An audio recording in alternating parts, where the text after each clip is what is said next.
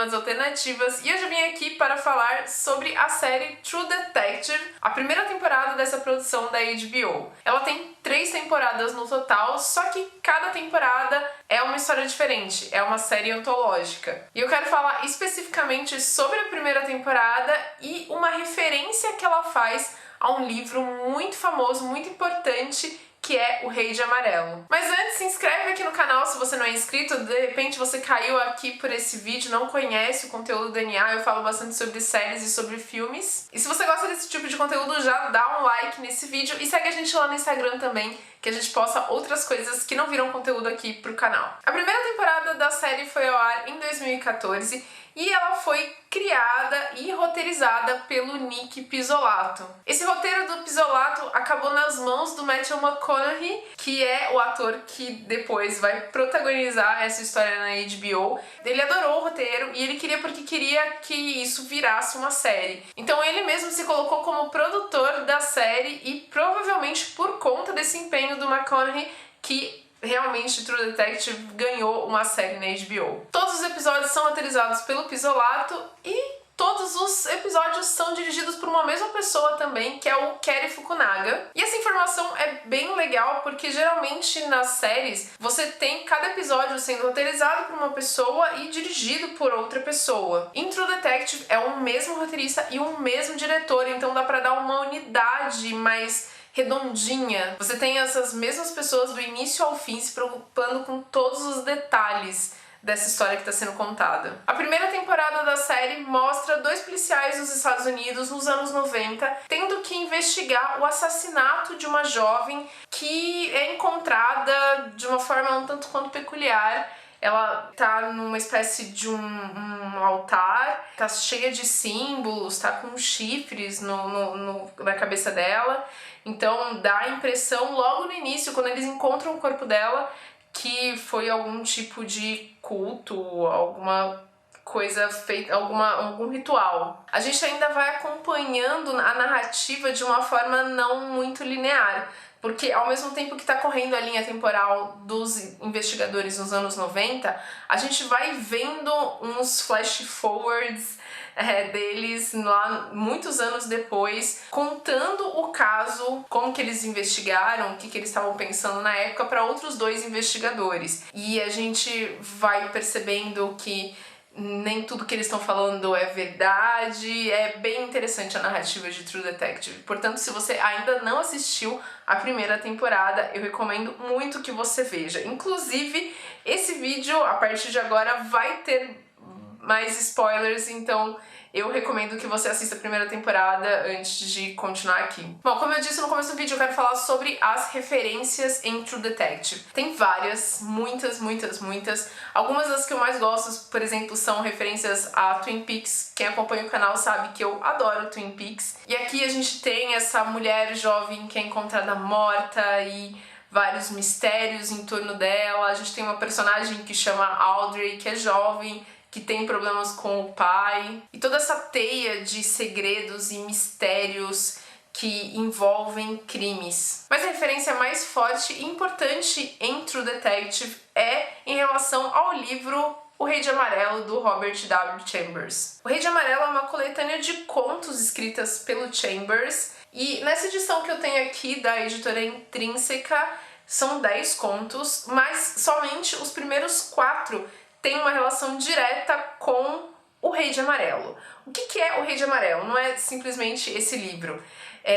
Dentro do universo desses 4 contos existe uma peça escrita em formato de livro que se chama O Rei de Amarelo. A gente sabe algumas coisas sobre essa peça. Nós sabemos, por exemplo, que ela é dividida em 2 atos. Tem alguns pequenos trechos da peça aqui pra gente entender um pouquinho da história. A gente sabe alguns nomes de alguns personagens, por exemplo, a Cressilda e a Camila. A gente sabe que tem uma entidade aí chamada Fantasma da Verdade. A gente sabe que tem provavelmente um lugar chamado Carcoça e uma entidade, sei lá o que é o tal Rei de Amarelo. A gente não tem a peça escrita nesse livro e tem um motivo muito claro para isso, porque nas histórias em que a peça Rei de Amarelo existe, todas as pessoas que leem essa peça enlouquecem. Especificamente o segundo ato. Tem um personagem de um conto que eu não vou lembrar qual que é, mas ele diz que o primeiro ato da peça, ele é quase ingênuo em relação ao segundo, o que torna o segundo ainda mais maligno e perverso. Eu vou só falar quais são os contos aqui. A gente tem o Reparador de Reputações, a Máscara, No Pátio do Dragão e o Emblema Amarelo. Bom, se você assistiu a primeira temporada de True Detective, alguns desses nomes já soaram para você, como Carcoça e o Rei de Amarelo. Ambos os termos são usados na série em referência a esse culto que os personagens descobrem que estavam por trás dos assassinatos, não só da Dora Land, que é o primeiro assassinato que faz com que eles comecem a investigar, mas também o assassinato de crianças. A impressão que a gente tem ao assistir a série é que o Rei de Amarelo e outras coisas que envolvem essa entidade são motivos de adoração dessa seita. Mas tudo vai se mantendo ao longo dos 8 episódios de uma forma bastante misteriosa. Mesmo quando a gente tem algumas referências mais claras ao Rei de Amarelo, mesmo assim elas estão imersas em comentários que não necessariamente parecem fazer muito sentido. E eu acho que a referência mais importante, até catártica, ao Rei de Amarelo é no final da série, quando o Rust Cohle, um dos dois investigadores, ele entra primeiro lá no lugar onde provavelmente os sacrifícios aconteciam, os rituais dessa seita aconteciam. Esse lugar é chamado de Carcoça pela voz que o Rust vai ouvindo enquanto ele tá lá dentro, e quando ele chega no centro ele encontra uma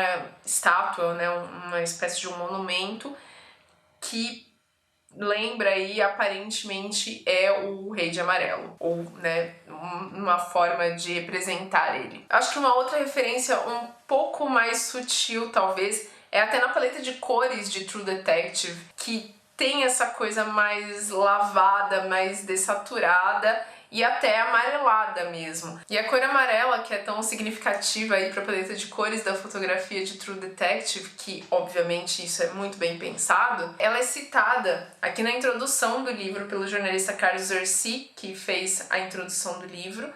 Essa edição tá bem legal.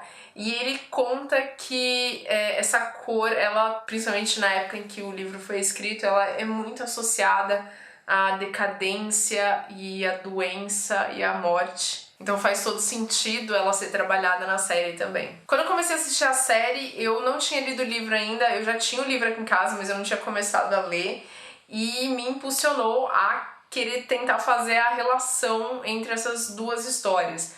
Ao longo dos episódios eu tava meio assim, eu acho que no final não tem tanta relação a história do livro, os contos, com a trama da série. Mas ao final da temporada e depois de uma análise pensando em cima disso, eu cheguei à conclusão que não, existe muita relação, uma relação mais sutil, mais numas camadas mais profundas quando a gente vai analisar a história, mas sim, elas estão muito conectadas. Em todos os 4 contos do Rei de Amarelo, a gente tem alguém que teve contato com a peça do Rei de Amarelo e vai necessariamente enlouquecendo. Em True Detective a gente não tem uma peça enlouquecedora, mas a gente tem uma situação que é muito misteriosa e que vai levando as pessoas no limite conforme elas vão conhecendo cada vez mais. A gente pode ver isso claramente no personagem do Rust Cohle, que é interpretado pelo Matthew McConaughey. Ele é um dos protagonistas dessa história e ele também é aquele que acaba entrando mais profundamente na investigação e nos mistérios que envolvem a seita. Vocês chegaram a reparar que nós, no final das contas, não entendemos direito como isso funciona? A série dá a entender até que